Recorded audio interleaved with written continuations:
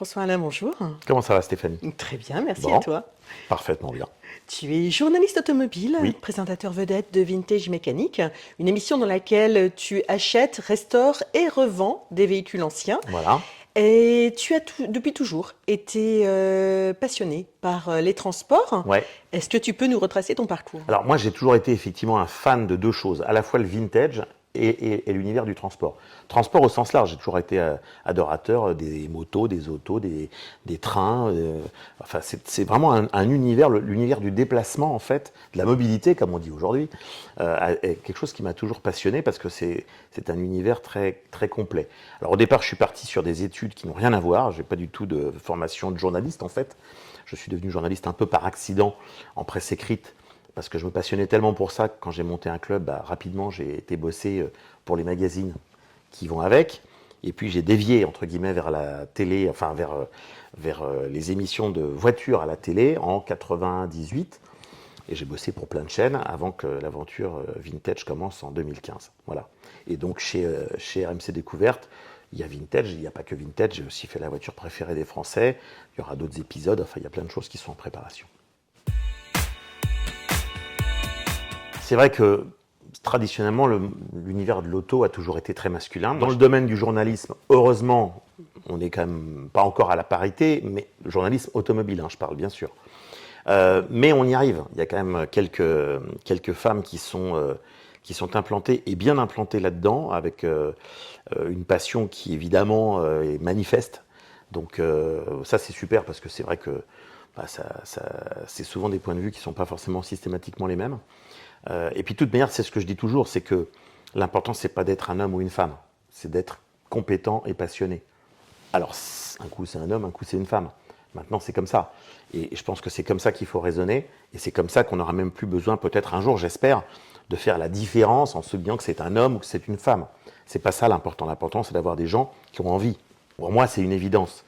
Maintenant, c'est vrai que dans l'univers de la production, donc tout ce qui est télé, cinéma, etc., il y a beaucoup de femmes. Il y a même des boîtes de prod, je crois que c'est le cas chez nous, où il y a plus de femmes que d'hommes. Mais on se pose même pas la question, en fait. Alors toi, ce qui t'intéresse, tu le disais tout à l'heure, ce sont les vieilles, je parle des voitures évidemment. Bien sûr. Donc, qu'en est-il du milieu de la voiture ancienne? Alors, dans le domaine de la voiture ancienne, c'est vrai que là aussi, pour l'instant, on est très loin de la parité. C'est quand même majoritairement un univers masculin. Mais il y a quand même beaucoup de métiers dans lesquels il y a des femmes. Alors, évidemment, tout ce qui est sellerie, je dis évidemment, mais c'est pas évident. Mais dans la sellerie, c'est plus des femmes que des hommes. Il y a les deux, évidemment, mais c'est quand même plus des femmes. Et d'ailleurs, chez les constructeurs, tout ce qui est dans le design, il y a pas mal de femmes. Dans, bien sûr, les couleurs et matières, il y a majoritairement, je pense, des femmes. Parce qu'elles ont un tant sens mieux. esthétique plus Oui, prononcé que sans les doute, hommes? ouais, c'est clair, parce que je pense qu'on a chacun. C'est un peu bateau de dire ça, mais les hommes sont peut-être plus mécaniques et les femmes sont peut-être plus esthétiques. C'est pas un jugement de valeur, c'est un constat. Mais ensuite, voilà, heureusement, ça glisse dans les deux sens, quoi. Donc ça, c'est pas du tout un souci. Et nous, en télé, évidemment, sur les émissions automobiles, oui, chez les restaurateurs, il y a beaucoup moins de femmes que d'hommes, mais ça commence. Nous, on a une des équipes pour l'émission Vintage Mécanique où c'est vraiment un duo homme-femme, qui d'ailleurs sont Les Garcars. les Garcars qui sont ensemble dans la vraie vie. Ils ont évidemment dans leur équipe des femmes. C'est pas les seuls, il y a d'autres garages où il y a aussi des femmes. Et c'est super parce que quand on s'aperçoit, même quand on voit des écoles comme le Garac qui forment aujourd'hui au métier de l'automobile, à différents niveaux de formation, il y a aujourd'hui, alors c'est pas énorme, mais il y a quand même une proportion de filles qui est de plus en plus importante. Ça c'est chouette, ça prouve qu'évidemment on ouvre enfin ces métiers-là. Alors je pense qu'il n'y a aucune hésitation à rejoindre le monde de l'automobile parce que c'est un univers qui a beaucoup changé ces dernières décennies. Je ne vais pas dire ces dernières années, je pense ces dernières décennies, pour plein de raisons. Donc il n'y a aucune raison de ne pas rentrer dans l'univers de l'automobile qui est un univers passionnant parce que comme beaucoup de secteurs, il s'y passe plein de choses différentes.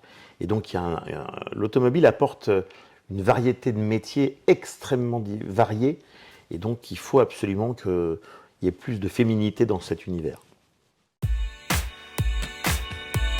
Alors, Je pense que Wave a un rôle intéressant parce que d'abord, ça fait longtemps que ça existe. C'est une association qui s'est énormément développée, qui a créé notamment le prix de la femme de l'année, que j'ai eu d'ailleurs l'honneur de remettre plusieurs fois. En fait, moi, mon rêve, c'est qu'il n'y ait plus le prix de l'homme de l'année et le prix de la femme de l'année. Qu'on ne soit plus un jour obligé de distinguer les deux. En fait, je pense que le combat, entre guillemets, sera gagné le jour où on fera l'élection de la personne de l'année, sans avoir à faire un distinguo entre un homme et une femme. Parce que ça a un petit côté, ça sectorise les choses. Moi, je suis assez contre. Je pense que justement, le jour où on ne se posera plus la question de si c'est un homme ou une femme, mais que c'est la personnalité de l'année, c'est là qu'on sera à l'aboutissement ultime.